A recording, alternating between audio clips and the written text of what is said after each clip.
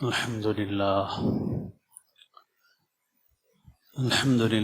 نحمده ونستعينه ونستغفره ونؤمن به ونتوكل عليه ونعوذ بالله من شرور أنفسنا ومن سيئات أعمالنا من يهد الله فلا مضل له ومن يضلل فلا هادي له نشهد أن لا إله إلا الله وحده لا شريك له ونشهد أن سيدنا ونبينا ومولانا محمدا عبده ورسوله صلى الله تعالى عليه وعلى آله وأصحابه وأتباعه وأزواجه وذرياته وبارك وسلم تسليما كثيرا كثيرا أما بعد.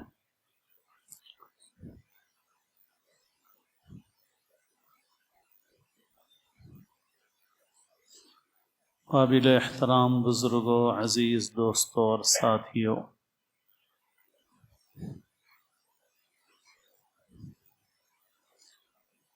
قرآن مجید اللہ تعالی کی کتاب ہے، اللہ کا کلام ہے۔ اللہ نے اس کو ہمارے لیے ہدایت بنایا اور ہمارے لیے اللہ نے اسے دنیا اور آخرت دونوں کی بھلائیوں کا، سعادتوں کا اور برکت کا ذریعہ بنایا ہے۔ اس کو کتاب مبارک کہا گیا، بابرکت کتاب ہے۔ وہ لوگوں کے لیے ہدایت ہے، لوگوں کو راستہ بتانے والی ہے۔ اس کتاب کے معانی اور مضامین جیسے ہمارے لیے رہنما ہیں، اس کتاب کے الفاظ، ان کا تلفظ، ان کی تلاوت، ان کو پڑھنا، وہ بھی ہمارے لیے برکت اور سعادت کا ذریعہ ہے۔ احادیث شریفہ میں قرآن مجید کے فضائل، تلاوت کے فضائل کثرت سے آئے ہیں۔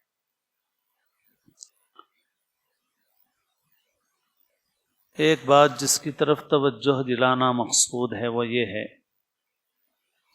کہ عام طور پر قرآن مجید کے یہ جو فضائل ہیں، جب ان کا تذکرہ ہوتا ہے تو یہ ان لوگوں کے لیے سمجھے جاتے ہیں مضامین، یہ مضامین ان لوگوں کے لیے سمجھے جاتے ہیں جو قرآن حفظ کر رہے ہیں، جو مدرسوں میں پڑھ رہے ہیں،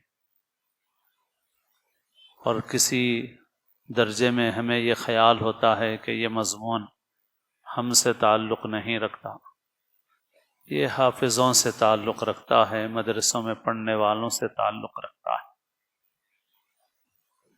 اس وقت یہی عرض کرنا مقصود ہے کہ یہ ہماری غلط فہمی ہے جس نے ہمیں قرآن مجید کی بہت سی برکتوں سے دور کر دیا۔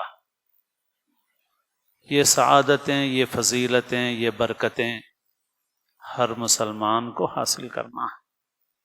ہر مسلمان کا قرآن سے تعلق مضبوط ہونا ہے۔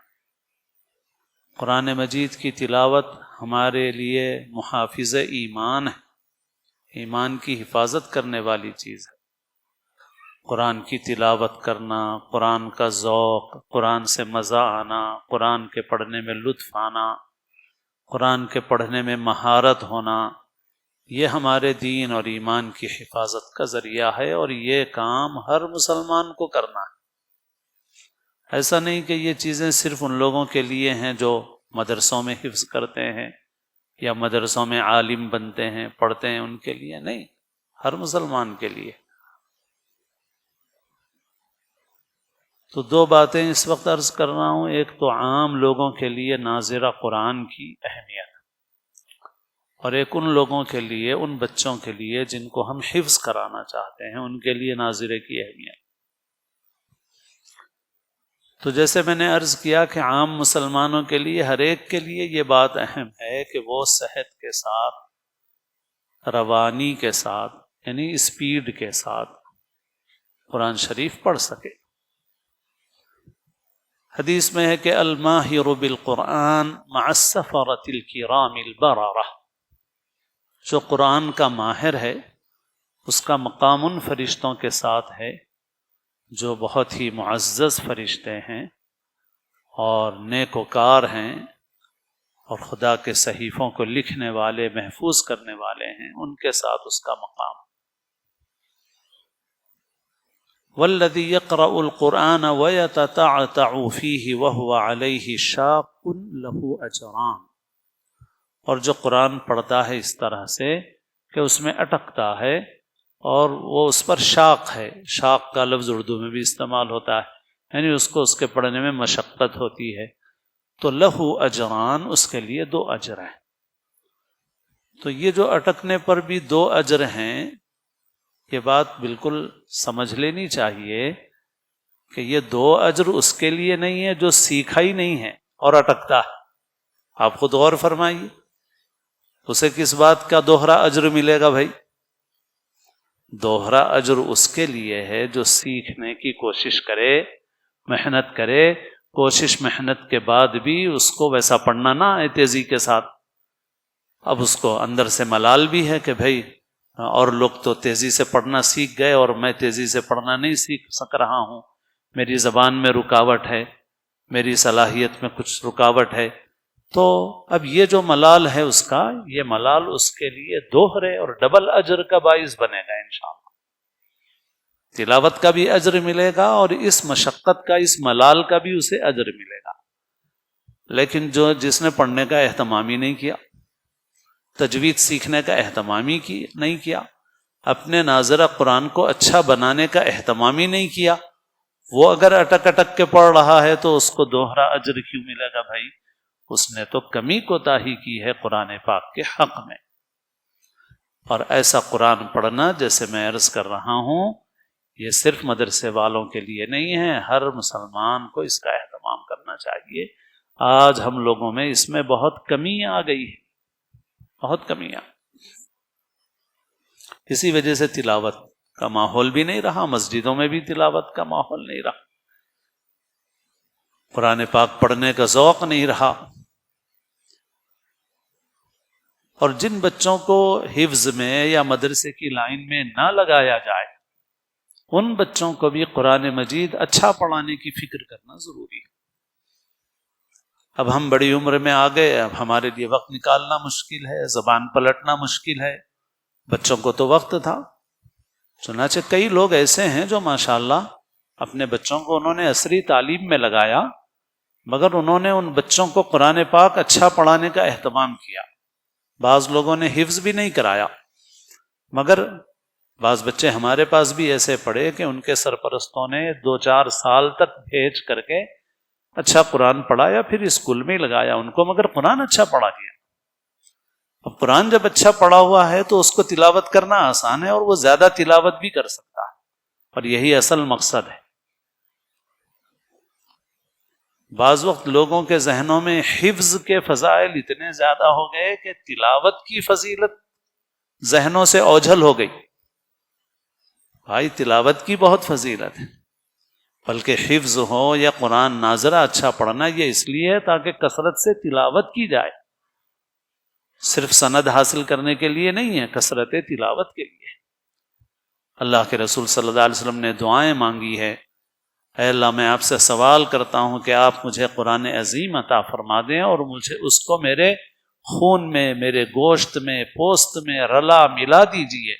اسألک ان ترزقنی القرآن العظیم وتخلطہ بلحمی ودمی وسمعی وبصری وتستعمل به جسدی، یہ فرمایا۔ اور ایسے ہی فرمایا اللہم اجعل القرآن العظیم ربیع قلبی ونور بصری وجلاء حزنی وذہاب ہمی، اے اللہ قرآن عظیم کو میرے دل کی بہار بنا دیجیے۔ ایک مسلمان کا تعلق قرآن سے کیسا ہونا چاہیے؟ قرآن سے کیسا اس کا قلبی تعلق ہونا چاہیے کہ آپ فرما رہے ہیں کہ میرے دل کی بہار بنا دیجیے۔ اب ہم لوگوں کو کیا قرآن پاک پڑھنے میں ایسا لطف آتا ہے، ایسی حلاوت ملتی ہے، ایسی مٹھاس ملتی ہے، ایسا تعلق ہے ہمارا قرآن مجید سے؟ ہم کو فکر کرنے کی ضرورت ہے۔ بہت سے ہم میں ایسے ہیں کہ مدتوں وقت گزر جاتا ہے مگر قرآن کی تلاوت کا موقع نہیں آتا، اور پورا حافظ بننا ضروری نہیں ہے۔ مولانا خالد بیگ ندوی صاحب نے ایک بار بتایا کہ ملائیشیا یا کسی ملک کا نام لیا کہ وہاں پر رواج ہے عام نوجوانوں میں کہ وہ 5 پارے حفظ کرتے ہیں اور اس کی ایک سند ملتی ہے، پھر اگلے 5 پاروں کی ایک سند ملتی ہے، پھر اگلے 3 مرحلوں پہ 15 پاروں تک سند لیتے ہیں، پھر اس کے بعد جو پورا کرنا چاہے وہ پورا کرتا ہے، نہیں بھی پورا کیا تب بھی وہ 5 پارے یا 10 پارے یا 15 پارے کی سند رکھتا ہے اپنے پاس۔ اور یہ وہ اس لیے لیتے ہیں تاکہ ان کو تلاوت کرنا آسان ہو جائے، اور اس کے بعد وہ کثرت سے تلاوت کا اہتمام کرتے ہیں، کیونکہ اب حفظ ہو گیا ہے تو اس کو زیادہ سے زیادہ پڑھنا آسان ہے۔ تو ہم لوگ کم از کم وہ صورتیں جو فضیلت والی ہیں ان کو یاد کر لیں۔ یاسین شریف یاد ہو جائے تو چلتے پھرتے پڑھ لیں گے، اور جو فضائل والی صورتیں ہیں وہ یاد کر لیں، سورہ ملک یاد کر لیں، سورہ سجدہ یاد کر لیں، مغرب سے لے کے سونے تک کسی بھی وقت پڑھیں، چلتے پھرتے پڑھتے رہو قرآن شریف۔ قرآن کا ذوق ہونا چاہیے، قرآن سے ایک تعلق ہونا چاہیے، پڑھنے میں ایک مزہ، ایک حلاوت، ایک مٹھاس آنی چاہیے۔ اور صحیح بات یہ ہے، تجربہ ہے بزرگوں کا بھی، کہ جو شخص قرآن مجید کی تلاوت کا ذوق رکھتا ہے اور تلاوت کا اہتمام کرتا ہے وہ گمراہیوں سے، فتنوں سے محفوظ رہتا ہے۔ تو ہم اپنے بچوں کو بھی اچھا پڑھائیں۔ ہم لوگ پڑھا رہے ہیں اپنے بچوں کو، مگر جیسا معیاری پڑھانا چاہیے ویسا نہیں پڑھا رہے ہیں۔ بہت سے لوگ دور کرا دے رہے ہیں، بولتے ہیں کہ بھائی 4 دور ہو گئے بچے کے، 5 دور ہو گئے، 10 دور ہو گئے، مگر ناظرہ صحیح نہیں ہے، تجوید صحیح نہیں ہے، پروننسیشن صحیح نہیں ہے، اور روانی جو جس کو اسپیڈ جو ہے وہ صحیح نہیں ہے، تو بس ایسے ہی پڑھ رہا ہے بچہ۔ تو ہم اس کے کئی دور کرا رہے ہیں۔ بھائی ویسا پڑھانے کے بجائے اچھا پڑھاؤ تو وہ خود زندگی بھر پڑھتا رہے گا انشاءاللہ۔ اسی لیے جو بچے اس طرح سے پڑھ کے حفظ کے مدرسوں میں آتے ہیں اور یہ سمجھتے ہیں کہ حفظ شروع ہو جائے گا، تو مدرسے والے بولتے ہیں کہ بھائی ان کا حفظ نہیں شروع ہوگا، ان کو شروع سے پڑھانا پڑے گا۔ تو معلوم ہوا کہ جو پڑھایا ہم نے وہ نامکمل پڑھایا، ناقص پڑھایا، صحیح درجے، اعلیٰ درجے کا نہیں پڑھایا ہم۔ تو بہرحال اپنے بچوں کو بھی، اور ہم بڑے بھی، بہت سے لوگ بڑے بھی ایسے ہیں ماشاءاللہ، اس مسجد کے مصلیوں میں بھی بعض لوگ ایسے ہیں جو ملازمت کرتے ہوئے مدرسے میں 1-2 گھنٹہ آتے رہے اور بہترین قرآن پڑھنا سیکھا انہوں نے۔ اور یہاں ہمارے جناب انور صاحب تھے جب میں امام بنا تھا، اور وہ حافظ نہیں تھے، مولوی نہیں تھے، مگر ان کو قرآن پاک کا ایک ذوق تھا، تو یہاں لوگوں کو، بڑے لوگوں کو قرآن پاک پڑھاتے تھے، وہ خود بھی اچھا قرآن شریف پڑھتے تھے۔ تو بہت سے لوگ ایسے ہیں حافظ نہیں ہیں، باضابطہ مدرسے کی لائن سے لگے ہوئے نہیں ہیں اور دوسری لائن میں لگے ہوئے ہیں، مگر انہوں نے قرآن مجید پہ محنت کی، تجوید اپنی اچھی کی، ناظرہ اپنا رواں کیا، اور ماشاءاللہ بہترین قرآن شریف پڑھتے ہیں۔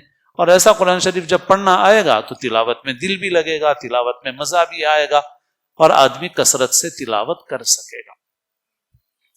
تو یہ فضیلت ہر مسلمان کے لیے ہے، اور قرآن مجید کی یہ برکتیں ہر آدمی حاصل کر سکتا ہے۔ اس لیے ہمیں اپنا تعلق قرآن سے بڑھانا چاہیے، اور اپنے بچوں کی تعلیم میں بھی اس کا لحاظ رکھنا چاہیے کہ ان کو قرآن مجید صحت اور تجوید کے ساتھ اور روانی کے ساتھ پڑھنا ان کو آ جائے۔ پھر آپ دنیا کی لائن میں بھی لگا دیں تو انشاءاللہ قرآن مجید سے یہ تعلق انشاءاللہ ان کے ایمان کی حفاظت کا ذریعہ بنے گا انشاءاللہ۔ اللہ کے رسول صلی اللہ علیہ وسلم نے فرمایا کہ جس شخص کے سینے میں قرآن کا کچھ بھی حصہ نہیں، ان الذی لیس فی جوفہ شیء من القرآن کالبیت الخریب، وہ ویران گھر کی طرح۔ اچھا، ناظرہ کثرت کے ساتھ آپ پڑھو تو وہ خود بخود حفظ کے قریب ہو جاتا ہے، پھر حفظ کرنا بھی آسان ہو جاتا ہے۔ ہاں، تو آپ کثرت سے پڑھتے رہیں گے تو آپ کو یاد کرنا بھی آسان ہو جائے گا، آپ کو بہت ساری صورتیں یاد ہو جائیں گی، بہت سے پارے یاد ہو جائیں گے آپ کو انشاءاللہ۔ اب اسی طرح دوسری بات، ان بچوں کے لیے ناظرے کی اہمیت جن بچوں کو لوگ حفظ کرانا چاہتے ہیں۔ اس معاملے میں لوگ بہت غلطی کرتے ہیں اور مدرسوں میں بھی رجوع ہوتے رہتے ہیں، اور ان کے ذہن میں ناظرے کا کوئی تصور نہیں ہے۔ وہ سمجھتے ہیں کہ مدرسے میں لائیں گے تو 2 سال میں یا 3 سال میں حفظ ہو جائے گا، اور ان کے ذہن میں ناظرہ ہے ہی نہیں۔ تو جو لوگ اپنے بچوں کو حفظ کرانے کا شوق رکھتے ہوں تو ان کو یہ سمجھ لینا چاہیے کہ پہلا جو اسٹیج ہے، پہلا جو مرحلہ ہے، وہ ہے ناظرہ اچھا کرنے کا، تجوید صحیح ہو، ناظرے میں روانی ہو، اس کے بغیر حفظ نہیں ہوتا۔ اس کے لیے عام طور پر 1.5 سال کا وقت لگتا ہے، کبھی کچھ زیادہ بھی لگتا ہے وقت، 1.5 سال لگتے ہیں، 2 سال لگتے ہیں۔ وہ ناظرہ اس معیار کا ہو تب بچے حفظ کر پاتے ہیں۔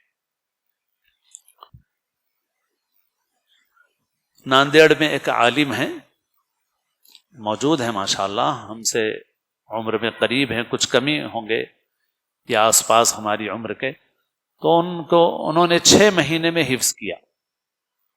دگلور میں ایک مدرسہ تھا مہاراشٹرا میں، وہاں پہ 6 مہینے میں حفظ اس طرح سے ہوا ان کا کہ ان کے استاد نے ان کو ناظرے کے 60 دور کرائے تھے، 60، 50 کے بعد والا 60 دور ناظرے کے بہت اچھی طریقے سے کرائے تھے ان کو۔ 60 دور کرانے کے بعد جب ان کا حفظ شروع کیا گیا تو 6 مہینے میں حافظ بن گئے وہ۔ اور ابھی 2 سال پہلے بانسواڑہ کا ایک مدرسہ ہے جس کا ہم لوگوں سے تعلیمی اعتبار سے تعلق ہے، تو اس مدرسے میں 5 بچیوں نے حفظ کیا، اور ان 5 بچیوں نے 5 مہینے میں حفظ کیا، اور جلسے میں شریک ہوا تھا میں بھی۔ تو اتنی جلدی کیسے حفظ کیا ان بچیوں نے؟ تو ہوا یہ کہ لاک ڈاؤن کے دوران جو اس مدرسے کے ناظم ہیں، ماشاءاللہ نیک صالح آدمی ہیں، تو انہوں نے بچیوں سے کہا کہ دیکھو لاک ڈاؤن میں جو وقت ملا تو میں نے اتنا قرآن پڑھا، تم لوگ کتنا قرآن پڑھے؟ الحمدللہ میرے تو اتنے دور ہوئے، اتنے قرآن شریف ہوئے۔ تو بچیوں کو بھی شوق ہوا استاد کو دیکھ کر کے، اور بچیوں نے یہ طے کیا کہ اب ہم بھی زیادہ سے زیادہ قرآن پڑھیں گے۔ تو اس زمانے میں تو فون پہ ہی رابطہ ہوتا رہا بچیوں کا ایک دوسرے سے، سہیلیوں سے، اور ان لوگوں نے آپس میں ایک کمپٹیشن اور مسابقت کے طور پہ زیادہ سے زیادہ قرآن پڑھنا شروع کیا۔ میرے اتنے قرآن ہو گئے، میرے اتنے قرآن ہو گئے۔ تو اب ان میں ایک کمپٹیشن چلتا رہا، یہ لاک ڈاؤن کے دوران چلتا رہا۔ اب جب مدرسہ معمول پہ آیا اور معمول کے مطابق مدرسہ شروع ہوا تو ان بچیوں نے کہا کہ ہم حفظ کرنا چاہ رہے ہیں۔ تو استاد نے کہا ٹھیک ہے کر لو، حفظ کر لو۔ تو ان بچیوں نے حفظ شروع کیا۔ جب حفظ شروع کیا تو اتنا سبق سنایا کہ استاد بھی حیران ہو گئے، 5 مہینے میں حفظ ہو گیا ان کا۔ وجہ اس کی یہ تھی کہ ان بچیوں نے ناظرہ قرآن شریف کثرت کے ساتھ پڑھا۔ تو اس سے بہت سے سرپرست غافل ہیں۔ اس کا نقصان یہ ہوتا ہے کہ بہت سے بچے حفظ میں ان کے رکاوٹ ہو جاتی ہے۔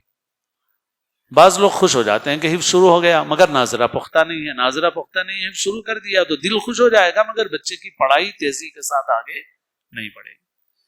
اور حافظ بننا کوئی فرض نہیں ہے، حافظ نہ بننے پر کوئی گناہ نہیں ہے۔ کوئی گناہ ہے کیا؟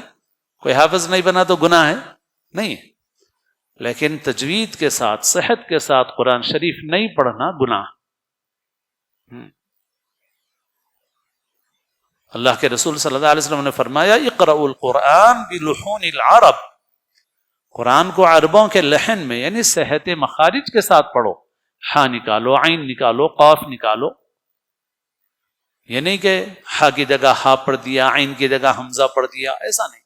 عرب جیسا تلفظ ادا کرتے ہیں ویسا تلفظ ادا کرو۔ تو جو ناظرہ صحت اور تجوید کے ساتھ نہیں پڑھے گا وہ خلاف ورزی کر رہا ہے۔ تو حافظ بننا تو فرض نہیں ہے مگر صحیح طریقے سے قرآن مجید پڑھنا یہ ہر مسلمان کے لیے ضروری ہے، اور اتنی تجوید ضروری ہے کہ جس سے کم حروف صحیح ادا ہو جائے۔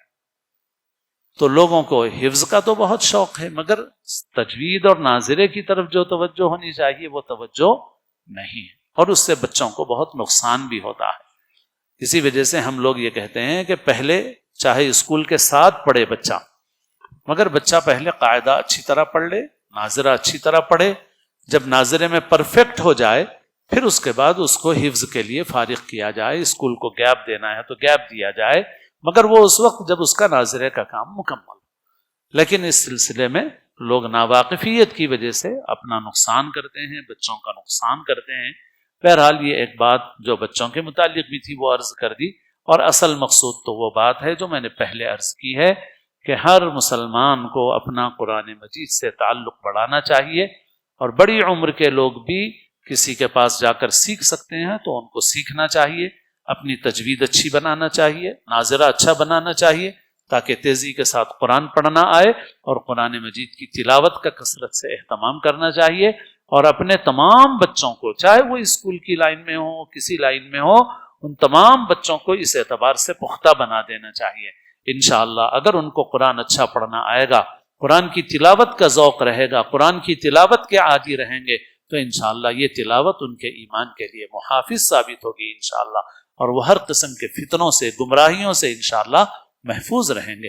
اللہ تعالی ہم سب کو اپنے پاک کلام کی برکتیں نصیب فرمائے، اور ہماری جو کوتاہیاں ہیں اللہ تعالیٰ ان کو معاف فرمائے، اور اللہ تعالیٰ ہم سب کو اسلام کی زندگی اور اپنے اپنے وقت پر حسن خاتمہ نصیب فرمائے، سنتیں ادا فرمائے۔